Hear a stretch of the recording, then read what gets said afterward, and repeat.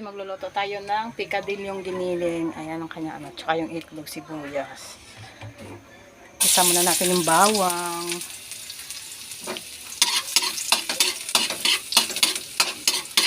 Ayan, haluin natin hanggang sa magiging brown ng bawang.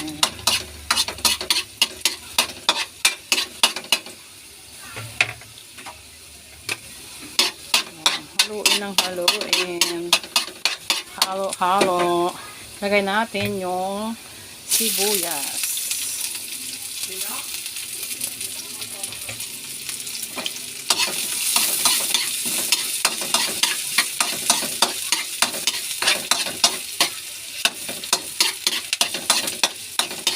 Ayan, magiging ano yung bawang.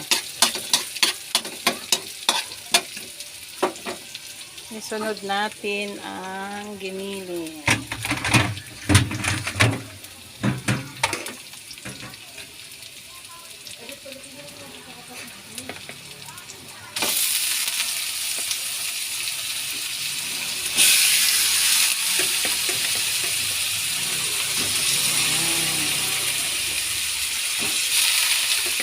Bus natin.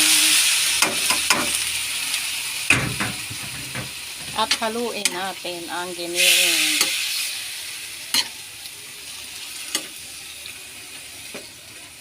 Sa natin apoy. Medyo mahina ang apoy.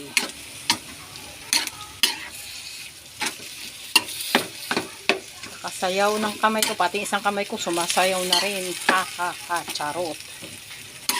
Ayan.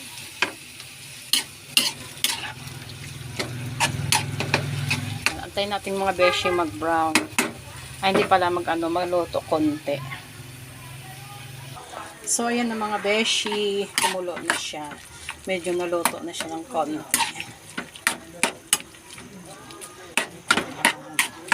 Lagyan natin mga beshi ng konting sabaw.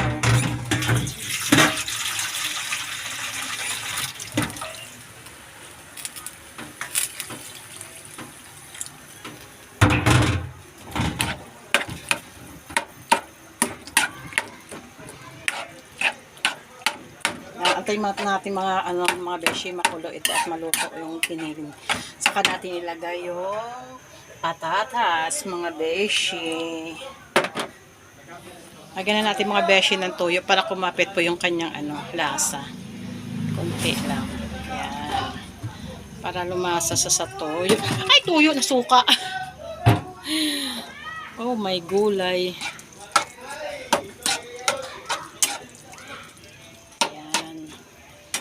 Antayin natin mga beshing kumulo.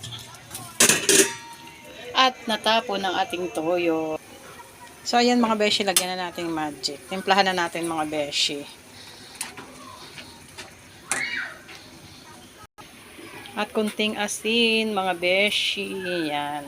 Haluin natin.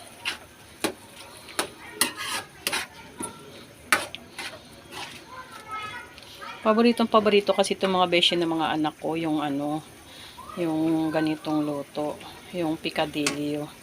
Hindi kaya gusto nila yung tortang giniling, gusto din nila, favorite din nila yun mga beshi.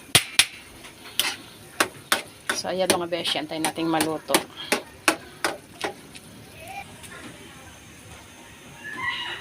So ayan mga beshi, lagyan na natin ng itlog ng pogo. Ayan. Gusto din nila yan mga beshi. Kasi maraming protina din itong itlog ng pogo. Din itong mga beshi. Itlog ng pogo, may benepisyo din yan sa ating katawan. Kahit kumain tayo ng marami yan mga beshi, hindi yan masama sa ating katawan. Good for the health yung itlog ng pogo mga beshi. So ayan mga beshi, antayin natin maluto.